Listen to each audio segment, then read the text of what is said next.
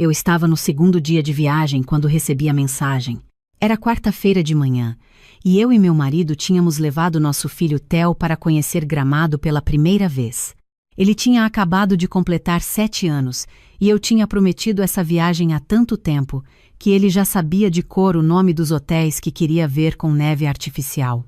Estávamos no café da manhã do hotel, com aquela vista absurda da Serra Gaúcha lá fora, e Theo estava empilhando mini panquecas no prato com aquela seriedade toda que as crianças têm quando estão fazendo algo muito importante, quando meu celular vibrou na mesa. Era minha sogra. Dona Vera. Filha, passei aqui para deixar umas coisas para vocês. Aproveita a viagem. Olhei para a mensagem, li de novo, coloquei o celular virado para baixo na mesa. Meu marido, Lucas, percebeu.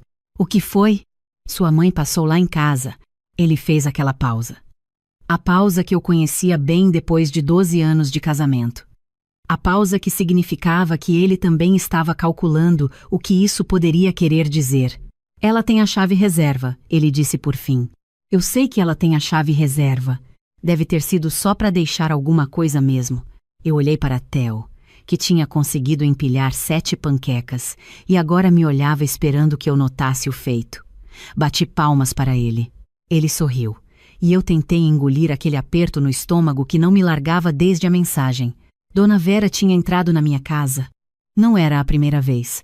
Na última, ela tinha reorganizado a despensa porque achou que a forma que eu guardava as coisas não fazia sentido. Na vez antes, tinha lavado as roupas do Theo que estavam no cesto porque não podia deixar sujo assim. Cada vez era uma boa intenção. Cada vez eu terminava me sentindo que minha casa não era completamente minha. Mas eu estava em Gramado, estava na viagem de aniversário do meu filho, não ia deixar aquela mensagem estragar tudo. Respirei fundo e respondi com um obrigada que não sentia.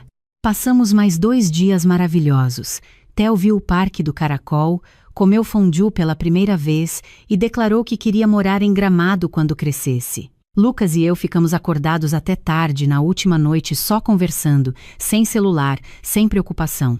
Foi bom. Foi muito bom. Foi exatamente por isso que, quando chegamos em casa na sexta tarde com as malas cheias de lembrancinhas e chocolate belga, a sensação de bem-estar durou exatamente até eu abrir a porta da sala. A sala estava diferente. Não de forma óbvia, não como se tivessem pintado as paredes, mas diferente o suficiente para me fazer parar no meio do corredor com a mala ainda na mão. Tinha uma toalhinha bordada nova em cima da mesinha de centro. O tapete estava em ângulo diferente. Os quadros da parede tinham sido redistribuídos. Ela reorganizou a sala, eu disse em voz alta, para ninguém. Theo já tinha saído correndo para o quarto dele. Lucas entrou carregando 2 malas e olhou ao redor sem entender o que estava errado. Parece igual, ele disse. O quadro do lado da janela era o da aquarela do meu pai. Agora está o da praia que sua mãe deu de casamento. Ele olhou.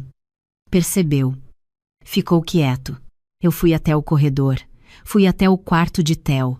Theo estava parado no meio do quarto com aquela expressão de criança que não sabe nomear o que está sentindo. Olhava para as prateleiras acima da escrivaninha dele com os olhos arregalados. Mamãe, cadê o cadernão? Meu estômago caiu. O cadernão. Era como Theo chamava. Um caderno grande de capa dura azul, cheio de ilustrações feitas à mão. Meu pai tinha passado os últimos meses da vida dele criando aquele caderno especificamente para o Theo. Cada página era uma história curta, escrita com letra de forma irregular porque os dedos já não obedeciam direito, e ilustrada com aquarelas simples mas completamente dedicadas. Uma história de um menino que andava de bicicleta numa cidade que parecia muito com o bairro onde eu cresci. Uma história de um cachorro laranja que falava palavrões em segredo. Uma história de um avô que ensinava o neto a pescar sem nunca pegar nenhum peixe. Meu pai entregou aquele caderno para Theo 18 dias antes de morrer. Theo tinha 4 anos na época e não entendia muito. Mas ele carregava aquele caderno para todo lugar. Dormia com ele ao lado da cama. Quando ficava doente, pedia que eu lesse as histórias do cadernão do vovô Ernesto em voz alta. Com 7 anos, já conseguia ler algumas páginas sozinho e ficava ali debruçado tentando decifrar a letra tremida do meu pai com aquela seriedade toda. Eu olhei para a prateleira vazia. Cadê meus livros também? Theo perguntou, a voz ficando fina. Olhei melhor. A prateleira que antes estava cheia, os livros do Theo, o cadernão do meu Plisaro, umas caixinhas de Lego que ele guardava como troféu, estava reorganizada. Tinha uns livros novos de capa brilhante, alguns brinquedos que eu nunca tinha visto e uma cestinha com lápis de cor alinhados perfeitamente. Bonito, arrumado, sem nada que era do Theo antes. Onde estão as minhas coisas? Ele perguntou. Eu fui até o armário do quarto. Abri. Tinha uma caixa no canto, as coisas antigas de Theo aparentemente empurradas para dentro. Peguei a caixa. Virei. Livros, alguns brinquedos, mas o cadernão não estava. Fui para o nosso quarto. Olhei. A aquarela do meu pai, que ficava na parede ao lado da cama, uma paisagem do interior de Minas que ele tinha pintado anos antes de ficar doente, estava no chão encostada na parede, substituída por uma foto emoldurada da família de Lucas numa viagem que eles tinham feito antes de eu entrar na vida deles. Fui para a sala. Peguei o celular, liguei para Dona Vera. Ela atendeu no segundo toque, animada. Chegaram bem? Como foi Gramado? O Theo adorou? Dona Vera, eu disse. E minha própria voz me surpreendeu. Calma, muito calma. O que a senhora fez aqui em casa? Silêncio curto. Depois. Filha, fiz uma arrumadinha. Aproveitei que vocês não estavam e deixei tudo mais organizado. Ficou bonito, né? Fui na loja e comprei umas coisinhas para renovar o ambiente. A senhora mexeu no quarto do Theo. Mexei sim. Aquelas prateleiras estavam uma bagunça. Organizei. Comprei umas coisas novas para ele. Ficou muito mais bonito. Menino de 7 anos precisa de... Cadê o cadernão, Dona Vera? Pausa mais longa dessa vez. Que cadernão, filha? O caderno do meu pai.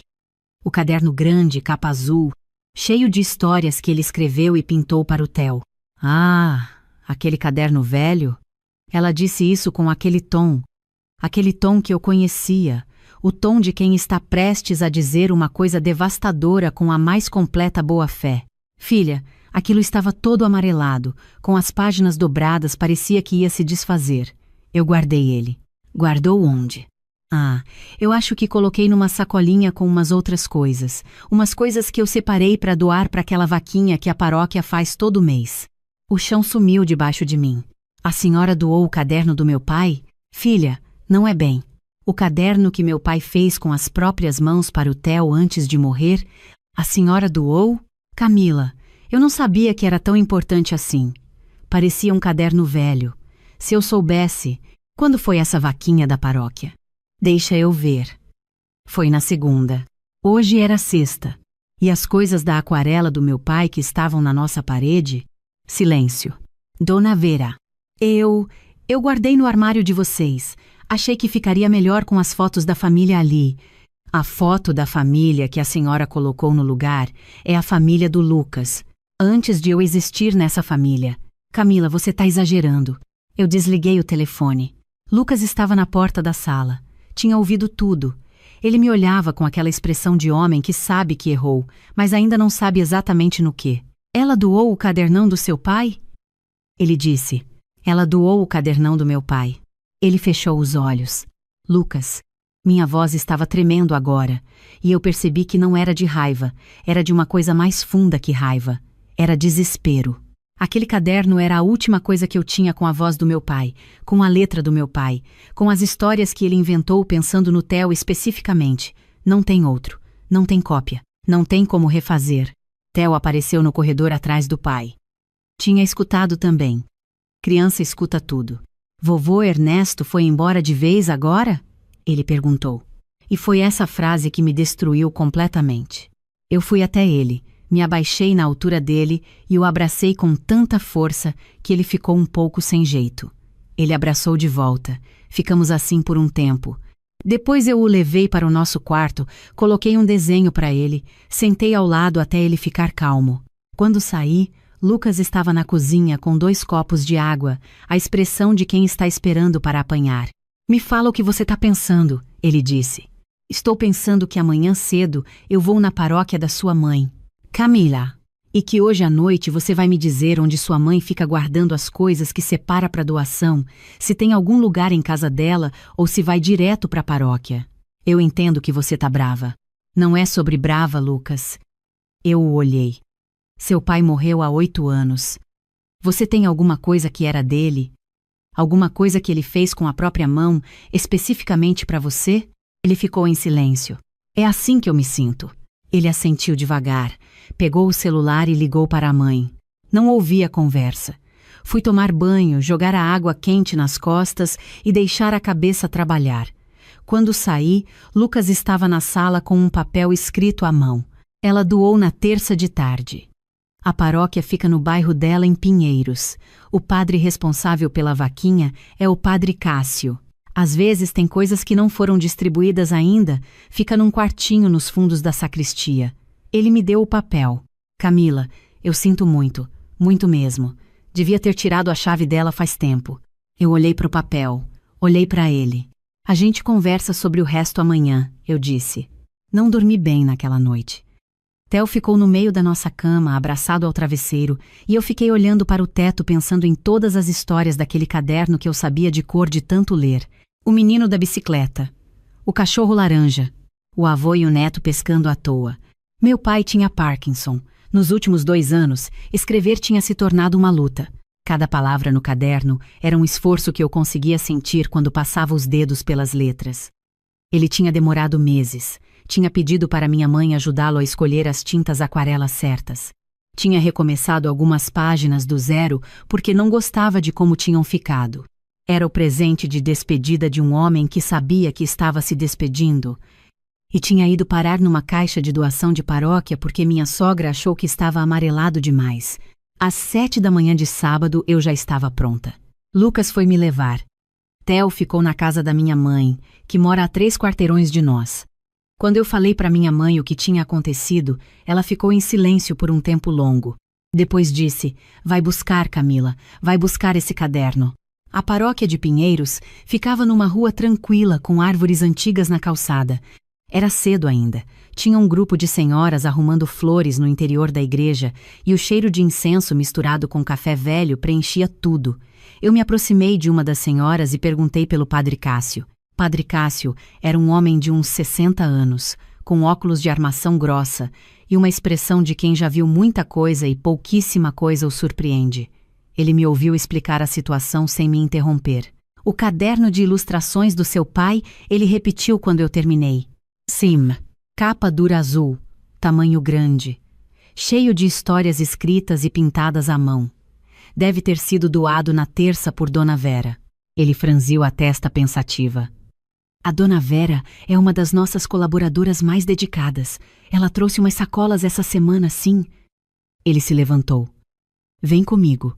Fomos até um quartinho nos fundos da sacristia que tinha prateleiras de madeira de um lado a outro, tudo organizado em caixas com etiquetas escritas à mão. Padre Cássio começou a examinar as caixas com uma atenção metódica. Livros, brinquedos, roupas infantis. Aqui. Ele pegou uma caixa e colocou na bancada. Eu me aproximei. Tinha livros infantis, algumas revistinhas, um dicionário escolar, mas não o cadernão. Tem mais alguma caixa? Ele examinou. Trouxe outra. Roupas. Trouxe outra. Mais brinquedos. Padre, esse caderno tem valor sentimental muito grande. Era do meu pai que faleceu. Ele fez especificamente para o meu filho. O padre me olhou por cima dos óculos. Fez à mão? À mão. Com Parkinson. Levou meses. Ele ficou quieto por um momento. Deixa eu ligar para Dona Conceição. Ela que ficou responsável por separar as doações essa semana. Ele saiu com o celular. Eu fiquei parada naquele quartinho cheirando a madeira velha e poeira, passando os olhos por cada caixa como se por milagre fosse enxergar uma capa azul em algum lugar. Lucas ficou do lado de fora me mandando mensagem a cada 10 minutos perguntando se tinha encontrado. Cada ainda não que eu mandava parecia mais pesado que o anterior. O padre voltou com uma expressão que não me deixou tranquila. Dona Conceição separou algumas coisas para o bazar que vai acontecer amanhã de manhã. Ela levou para a casa dela para preparar. Tem um caderno grande na lista que ela separou para vender. Meu coração acelerou. O bazar é amanhã? Domingo de manhã? 9 horas, no salão paroquial. Eu preciso do endereço da Dona Conceição. Padre Cássio hesitou. Eu entendi. Ele não podia simplesmente me dar o endereço de uma paroquiana. Padre, eu sei que o senhor não me conhece, mas esse caderno tem a letra e a mão do meu pai. Não tem como reproduzir. Se for para um bazar amanhã, pode ir para qualquer lugar e eu nunca mais encontro. Ele me olhou por um tempo. Depois pegou o celular de novo. Vou ligar para ela. A conversa durou uns 5 minutos. Eu não conseguia ouvir o outro lado, mas o padre falava com calma, e quando desligou, ele me deu um papel com um endereço. Ela mora no Butantã. Disse que vai estar em casa até meio-dia. Eu agradeci o padre com uma intensidade que provavelmente o surpreendeu. Saí correndo, literalmente, para o carro onde Lucas esperava. Butantã, eu disse, me jogando no banco. Depressa. O trânsito de São Paulo num sábado de manhã pode ser generoso ou pode ser uma punição. Naquele dia foi generoso.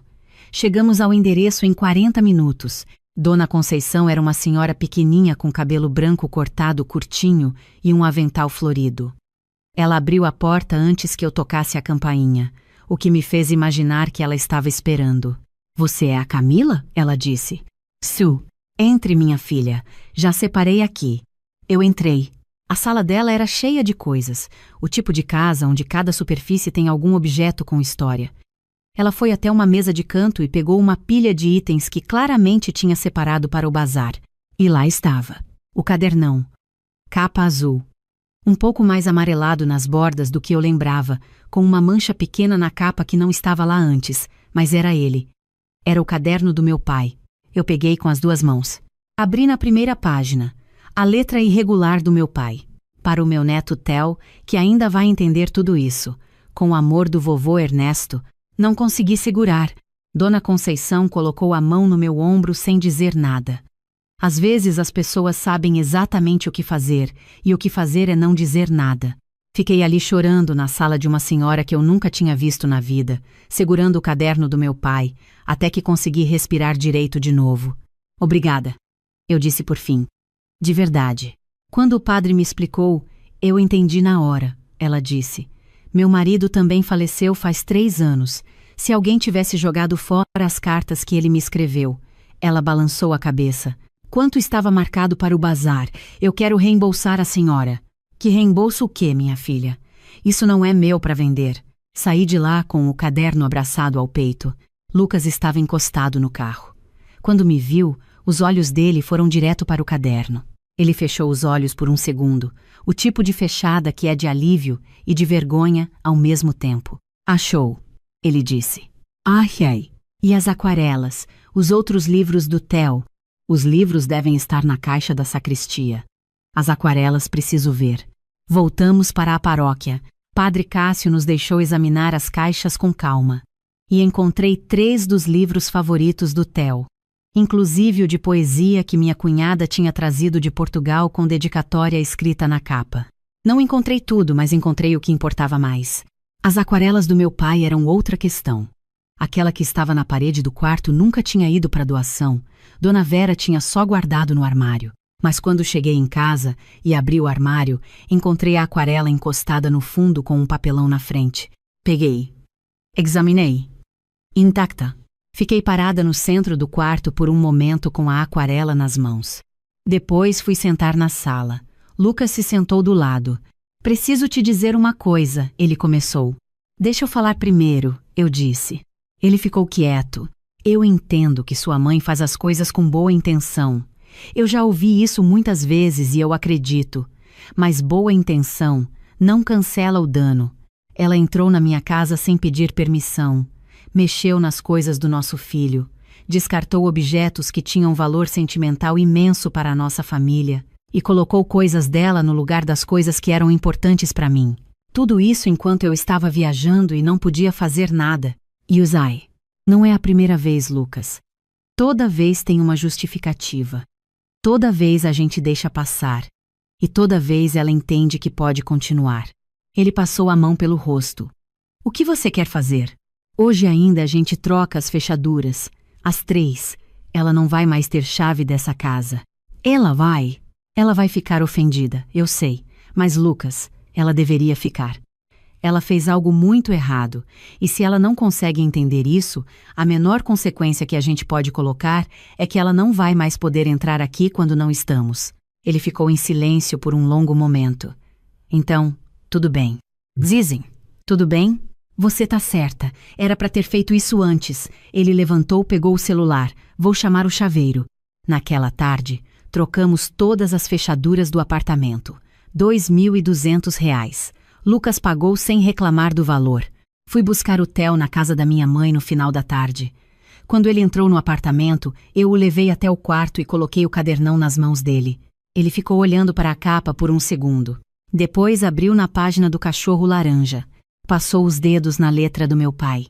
Está aqui, ele disse, com aquela lógica direta de criança. Você foi buscar. Fui. Prometeu que ia buscar? Não prometi. Mas busquei do mesmo jeito. Ele fechou o caderno, abraçou com as duas mãos e foi lá para o quarto. Eu fiquei parada no corredor por um tempo sem fazer nada, só sentindo o apartamento ao redor de mim. A ligação de Dona Vera veio naquela noite, às 8h30. Lucas atendeu. Eu fiquei do lado.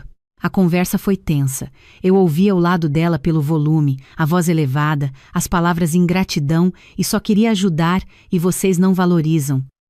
Lucas falava com voz firme, mais firme do que eu esperava. Ele disse que ela não devia ter entrado sem permissão. Disse que o caderno era insubstituível e que ela deveria saber disso. Disse que a chave não existia mais e que qualquer visita de agora em diante precisava ser combinada com antecedência. Dona Vera desligou sem se despedir. Lucas ficou com o celular na mão por um tempo. Como você tá? Eu perguntei. Achando que devia ter feito isso há muito tempo, ele disse. E me sentindo uma merda por isso. Você fez agora? Conta. Ele assentiu. Eu coloquei a mão na dele. Nos dias seguintes, o silêncio de Dona Vera foi ensurdecedor. Ela não ligou, não mandou mensagem. Theo perguntou uma vez se a vovó Vera estava brava, e eu disse que a vovó estava precisando de um tempo para pensar. Ele aceitou com aquela facilidade que crianças têm às vezes. 2 semanas depois, ela mandou uma mensagem para Lucas, pedindo para visitar o Theo no fim de semana. Lucas me mostrou. Eu pensei por um dia. Depois respondi eu mesma. Pode vir no sábado às 3. Fica até às 6. Ela chegou pontualmente. Trouxe um bolo que ela mesma tinha feito. Chocolate, o favorito do Theo. Tocou a campainha como qualquer visita tocaria. Eu abri a porta. Ela estava diferente. Não posso explicar exatamente o que. Talvez fosse só que ela estava menos, ocupando espaço. Menos entrando. Pode entrar, eu disse. Theo veio correndo quando ouviu a voz dela e abraçou as pernas da avó com aquela força toda que crianças colocam nos abraços. Dona Vera se abaixou e o abraçou de volta, e eu vi no rosto dela algo que parecia genuíno. Fiquei na sala enquanto eles interagiam. Em algum momento, Theo pegou o cadernão e trouxe para mostrar para ela. Olha, vovó, mamãe foi buscar. Dona Vera olhou para o caderno, depois olhou para mim. A Camila foi buscar, ela disse para o Theo, com uma voz estranha. Ela foi na igreja e em outros lugares e achou. Dona Vera ficou em silêncio por um momento. Theo já tinha virado a página e estava mostrando o cachorro laranja para ela, explicando a história com aquele entusiasmo todo, e ela olhava, mas eu sabia que ela estava processando outra coisa. Quando Theo foi buscar um copo de suco na cozinha, ela me olhou. Eu não sabia o que aquele caderno era, ela disse. Era uma frase pequena, mas diferente das outras vezes.